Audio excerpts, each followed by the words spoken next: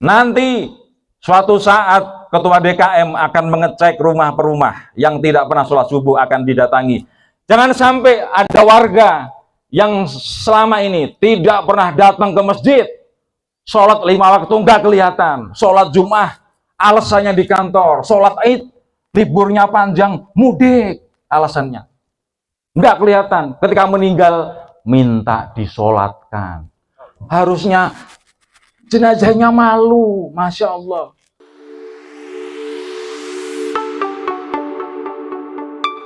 Oleh karena itu, jangan lupa untuk selalu bersyukur kepada Allah Subhanahu wa Ta'ala.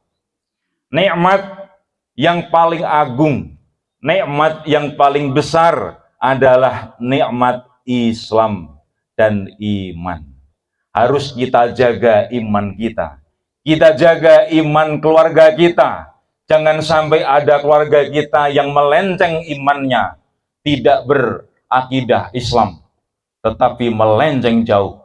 Nanti jamaah sekalian, kalau punya sanak saudara, anak keturunan, menantu keponakan, kalau agamanya beda nanti tidak bisa mendoakan kita. Na'udzubillahi min dzalik. Karena itu khatib berwasiat, mari kita jaga iman Islam kita.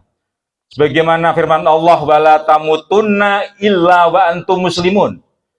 Jangan sekali-kali kalian mati kecuali dalam keadaan Islam.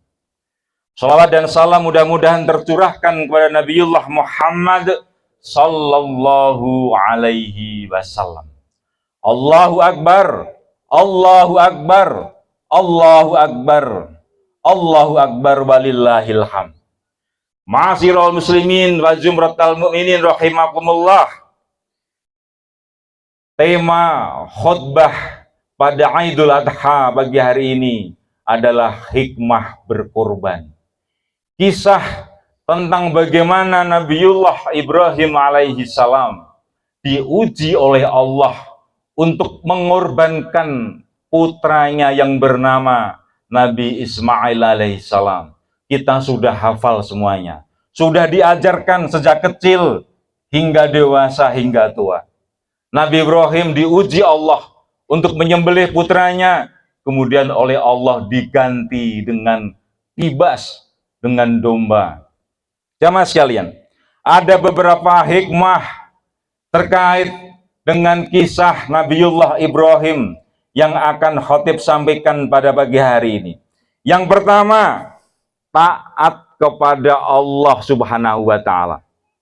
Nabi Ibrahim disuruh mengorbankan putranya Ismail alaihissalam, taat. Diperintah mengorbankan, taat, tidak protes. Kita juga disuruh untuk berkorban setiap tahun. Namun biasanya kita masih suka keberatan. Padahal kita disuruh oleh Allah bukan mengorbankan anak kita, bukan sebagaimana Nabi Ibrahim, tetapi kita hanya disuruh menyisihkan sebagian dari rezeki kita, diberikan hewan untuk dikorbankan. Tetapi banyak di antara kita yang keberatan, protes. Mengapa protes? Karena ini uang saya, nyarinya susah. Padahal orang yang protes, kadang di antara kita yang, mohon maaf, yang merokok satu hari habis satu bungkus seharga 30.000 kali 30 hari 900.000 kali 1 tahun 12 bulan sudah 9 juta lebih. Itu kalau dibuat untuk kurban sudah dapat 2 ekor kambing. Tidak merokok oke, tetapi kita iuran wifi di rumah setiap hari, beli TV kabel mampu, kuat. Iuran TV kabel bisa 300.000, 400.000 sebulan.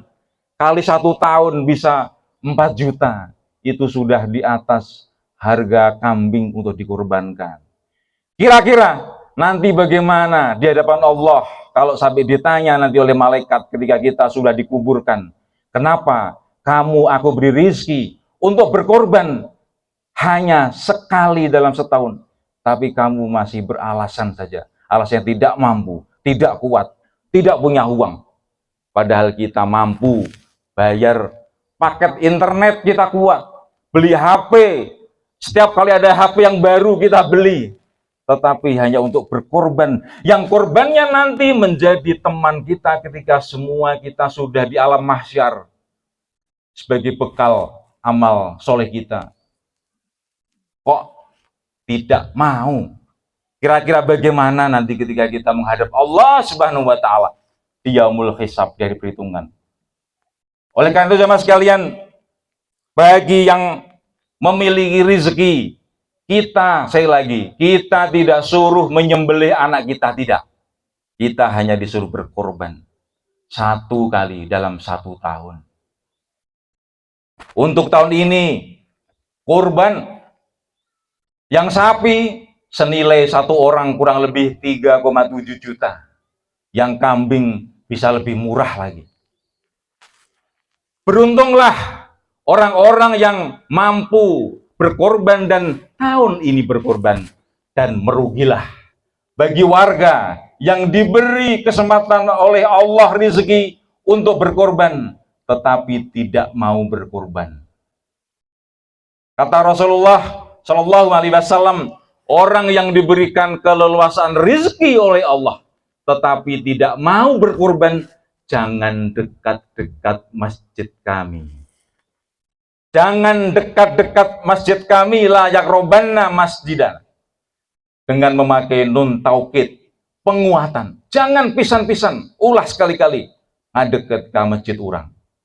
Itu pesan tegas dari Nabi Muhammad Sallallahu Alaihi Wasallam.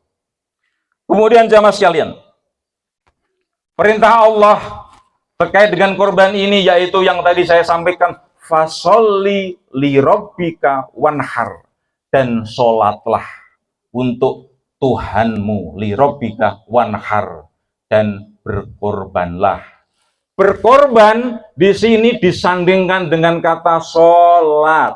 Jamaah sekalian, ma'asyiral muslimin wal muslimat. Oleh karena itu, pada kesempatan khutbah pagi hari ini, khatib berwasiat kepada khatib pribadi dan juga kepada jamaah sekalian, jangan sekali-kali tinggalkan sholat minimal yang 5 waktu. Jangan sekali-kali karena pekerjaan, karena kesibukan, terus sholat dilewatkan. Jangan sampai. Karena apa? Amal yang nanti akan dihisab yang pertama kali ketika di yaumul kiamah adalah sholat kita. Para istri, ingatkan suaminya kalau sampai terlena, terlupakan sholatnya, diingatkan. Demikian juga jamaah bapak-bapak diingatkan kalau sampai istrinya terlewatkan sholatnya. Orang tua ingatkan anaknya, jangan sampai bolong sholatnya. Kalau sudah sholatnya bagus, dinaikkan kelasnya, berjamaah di masjid. Saya hitung, jamaah sholat subuh di Masjid Al-Kahfi ada kurang lebih 4 baris, 4 shaf. Kalau subuh, 1 shaf ada 15 orang. Kali 4 ada 60 jamaah. Padahal jumlah kakak di Adipura ini ada 426 kakak. Taruh kata misalnya, yang muslim ada 400, yang sholat subuh hanya 60, kurang lebih hanya 15%. Berarti masih ada 80% lagi yang tidak sholat subuh berjamaah. Bisa dia sholat di rumah mungkin, atau bangunnya kesiangan juga mungkin, atau males sholat juga mungkin. Jamaah sekalian, ingat sabda Rasulullah bahwa seberat-beratnya sholat adalah sholat subuh dan sholat Isya. Inna athqala sholatin alal munafiqina sholatal Isya wa sholatal fajr. Sesungguhnya 2 sholat yang berat bagi orang munafik, 1 sholat Isya, yang kedua sholat subuh. Kata Nabi, kalau kamu tahu pahalanya sholat subuh sambil merangkak pagi-pagi subuh, bangun wudhu, merangkak ke masjid, akan dilaksanakan. Jamaah sekalian, karena itu selagi kita nyawa masih di kandung badan, bagi jamaah laki-laki, jangan males bangun sholat ke masjid subuh berjamaah. Nanti suatu saat ketua DKM akan mengecek rumah per rumah yang tidak pernah sholat subuh akan didatangi. Jangan sampai ada warga yang selama ini tidak pernah datang ke masjid, sholat 5 waktu nggak kelihatan, sholat Jumat alasannya di kantor, sholat Id liburnya panjang, mudik alasannya, nggak kelihatan. Ketika meninggal minta disolatkan. Harusnya jenazahnya malu, Masya Allah. Selama hidupnya tidak pernah sholat. Sholat yang wajar itu sholatnya di belakang imam. Ini nggak pernah ke masjid, sekali datang ke masjid sholatnya di depan imam. Masya Allah. Sama sekalian, sekali lagi, amal ibadah yang nanti akan dihisab, dihitung di yaumul qiyamah, yang pertama adalah sholat. Awalu ma yuhasabu bihil abdu yaumal qiyamah as-sholah. Yang pertama amal yang akan dihisab nanti di yaumul qiyamah, sholat. Pembeda orang muslim dan non muslim juga sholatnya. Karena itu Allah berfirman, fasholli li rabbika wanhar. Sholatlah dan berkorbanlah. Dua kata yang disandingkan. Jamaah sekalian, saya lagi, bapak-bapak tolong diingatkan istri-istrinya. Kalau sholat subuh umurnya sudah 50 tahun, 60 tahun, 70 tahun, kalau sholatnya masih jam 7 pagi, jam 8 pagi, malu. Jangan sampai itu nanti menjadi perantara bapak-bapak, ibu-ibu menjadi su'ul khotimah. Hati-hati. Zaman sekarang sudah nggak ada alasan lagi. Subuh azan, HP ada alarm. Perhatikan. Kemudian jamaah sekalian, banyak di kita, masyarakat di kita termasuk saya sendiri, kadang jalan kaki ke Sumarekon jogging mampu.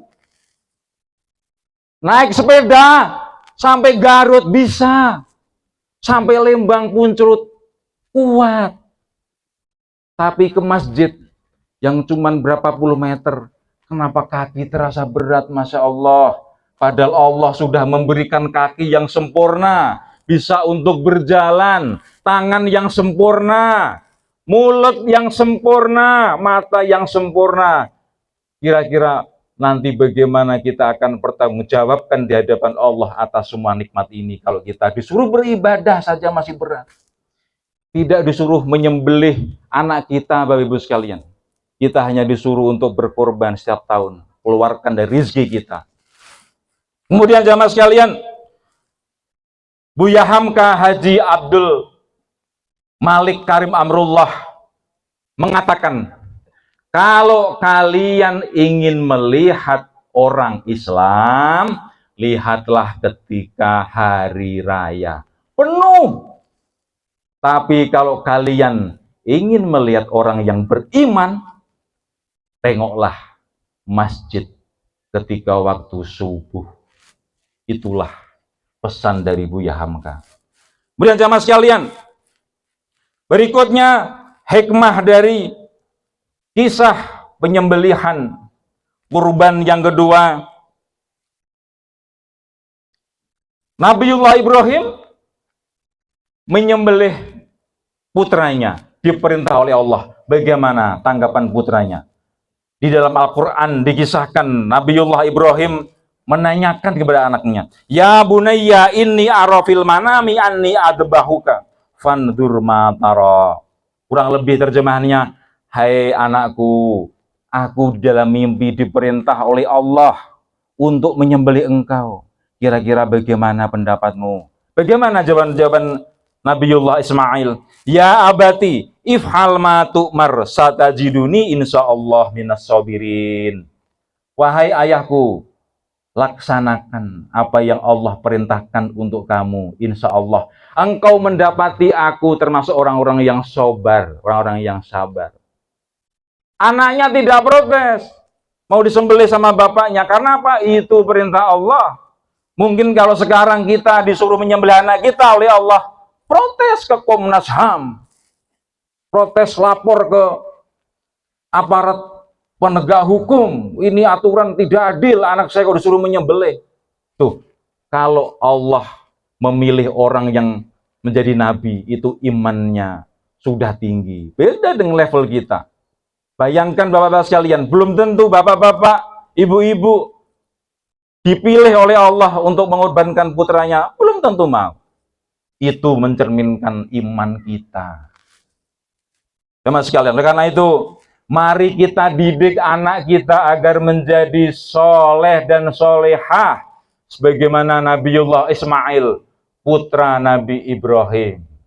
Bapaknya soleh, diperintah Allah taat, anaknya juga taat, tidak protes. Mari kita didik anak kita untuk rajin sholat, rajin ibadah, bersedekah, rajin membaca sholawat, latihan puasa. Kita sebagai orang tua nanti akan dimintai pertanggungjawaban jawab di hadapan Allah atas kepemimpinan anak dan istri kita, anak dan cucu kita. Jemaah sekalian, karena itu pada kesempatan pagi hari ini khotib berwasiat bagi pasangan muda yang anaknya lebih dari satu orang, salah satu anaknya dimasukkan ke pesantren, menjadi penghafal Al-Quran. Itu sebagai investasi kita. Siapa tahu ternyata nanti kita di akhirat, kita sudah berdiri di pinggir jurang neraka. Masya Allah, anak kita yang soleh tadi yang menarik tangan kita masuk ke surganya Allah. Kalau sudah terlanjur, anaknya besar semua, cucunya, salah satu, salah dua, atau semuanya, dimasukkan ke pesantren. Agar apa? Lebih soleh dari orang tuanya. Jemaah sekalian, kita juga didik anak kita untuk beradab. Banyak di kita, saya perhatikan, di lingkungan kita, banyak anak-anak yang adabnya kurang. Kita didik agar anak-anak mencium tangan orang tuanya, cium tangan bapaknya, cium tangan ibunya. Dididik untuk mudah berterima kasih, untuk mudah meminta maaf. Itu bagian dari adab. Di dalam ilmu fikih, ilmu tasawuf dikatakan al-adab fauqal ilmi. Adab itu di atas ilmu. Kemudian untuk ibu-ibu, alhamdulillah sebagian dari warga kita hampir semuanya sudah menutup aurat. Jangan sampai ibu-ibu sudah sepuh, umur 50-60 tahun, masih belum berkerudung. Malu nanti di hadapan Allah Subhanahu wa Ta'ala. Malu nanti. Suaminya nanti akan dimintai pertanggungan jawab di hadapan Allah. Mengapa kamu sebagai suami kok istrimu tidak pakai kerudung, kok diam saja? Nanti akan ditanya suaminya, istrinya juga akan ditanya. Jangan sampai kita amalnya sudah bagus, rajin ke masjid, rajin mengaji, tetapi istri kita masih belum menutup aurat. Jamaah sekalian, hikmah yang pertama tadi taat, hikmah yang kedua anak yang soleh, mencontoh Nabiullah Ismail. Hikmah yang ketiga, berkorban, artinya berbagi. Daging kurban sapi, kambing yang kita sembelih, tidak semua kita makan sendirian. Kita hanya diberikan hak sepertiga saja. Mau diambil, alhamdulillah, tidak pun tidak apa-apa. Itu hak kita. Kita makan duren, juga tidak kita makan sampai kulit-kulitnya, enggak. Ada kulitnya, ada bijinya. Kita punya rezeki, juga tidak kita makan semuanya bulat-bulat. Ada harta sebagian yang harus diinfakkan, disodakokan, dizakati, dibersihkan. Jangan sampai nanti harta kita yang tidak pernah kita infakkan, kita sodakokan, nanti di akhirat akan berubah menjadi ular. Di dalam hadis Rasulullah bersabda, hartamu yang tidak pernah engkau sodakokan, tidak pernah engkau keluarkan untuk diinfakkan, nanti akan berubah menjadi ular yang mematok si orang yang pelit tadi, yang koret, yang pahit, yang merigehese. Mematok sambil berkata, ana maluk, aku dulu hartamu, aku dulu hartamu. Masya Allah, na'udzubillahi min dzalik. Kemudian jamaah sekalian, hikmah yang pertama tadi taat, hikmah yang kedua anak yang soleh, hikmah yang ketiga berkorban itu berbagi, hikmah yang keempat, yang terakhir jamaah sekalian, Nabiullah Ibrahim itu saya baca di dalam kitab Mishkatul Anwar, ternyata seorang milioner. Dikisahkan Nabiullah Ibrahim itu memiliki 1000 ekor domba, 300 ekor lembu, dan 100 ekor unta. Kalau kita nilai konversi harga sekarang, Nabiullah Ibrahim memiliki 1000 ekor domba, itu kalau 1 ekor domba harganya 2.500.000 saja. Kali 1000 ada 2,5 miliar. Nabiullah Ibrahim juga memiliki 300 ekor lembu. 1 lembu, 1 sapi dikasih harga 20 juta saja, sudah mencapai 6 miliar. Nabi Ibrahim juga memiliki 100 onta. 1 onta memakai harga yang terendah 30 juta saja. Kali 100 onta mencapai 3 miliar. Total harta Nabi Ibrahim kalau dikonversikan menjadi sekarang kurang lebih sekitar 12 miliar. Tapi apa? Nabi Ibrahim tidak bergaya hidup hedon. Nabi Ibrahim tidak bergaya hidup flexing, pamer kekayaan di medsos. Tidak. Nabi Ibrahim orang yang tawadhu, yang menaruh istrinya di Ka'bah yang sekarang menjadi sumur Zam-Zam karena Nabi Ismail kakinya menginjak padang pasir. Allah beri kemukjizatan. Jadi apa hikmahnya? Kita kalau diberi rezeki oleh Allah tidak perlu kita pamer-pamerkan. Kita malu. Nabi Ibrahim saja yang hartanya di atas 12 miliar tidak bergaya hidup hedon, beliau sederhana, beliau orang yang tawadhu. Buktinya apa? Dia perintah Allah apapun beliau laksanakan. Beliau punya anak yang pertama yang bernama Nabi Ismail, untuk disuruh dikorbankan juga beliau laksanakan. Jemaah sekalian, karena itu khotib berpesan bagi jemaah sekalian, hendaknya kita hidup sederhana. Kita perhatikan lingkungan kita, rumah kanan kiri kita kira-kira bisa makan atau tidak. Jangan sampai kita hidup kekenyangan sementara tetangga sebelah kanan dan kiri kelaparan. Rasulullah bersabda, laisal mu'min alladzi yasba' wajaruhu ja'i'. Tidaklah disebut orang yang mukmin kalau dia hidup kekenyangan sementara tetangga kanan kirinya kelaparan. Mari kita berbagi kepada saudara kita, tetangga kita, orang tua kita, anak, adik kita, kakak, ipar barangkali, adik ipar, semua kita perhatikan. Selama kita memiliki rezeki, harus kita berbagi kepada sesama. Baik kita kepada Allah, baik juga kita kepada sesama. Jemaah sekalian, mudah-mudahan khutbah yang singkat ini dapat menggugah semangat kita untuk selalu lebih baik dan lebih baik lagi. Jemaah sekalian, hari ini kita masih berpendapat bahwa mati itu legenda, hanya cerita. Tapi mungkin di antara kita yang tahun depan sudah mengalami kematian. Akhirnya mati, itu bukan cerita lagi, tetapi kenyataan. Kita tambah tua, mudah-mudahan kita tambah soleh dan solehah. Amin ya robbal alamin. Sama sekalian, mari kita tutup khutbah ini dengan berdoa kepada Allah Subhanahu wa taala. Mudah-mudahan Allah berkenan mengampuni dosa-dosa kita semua.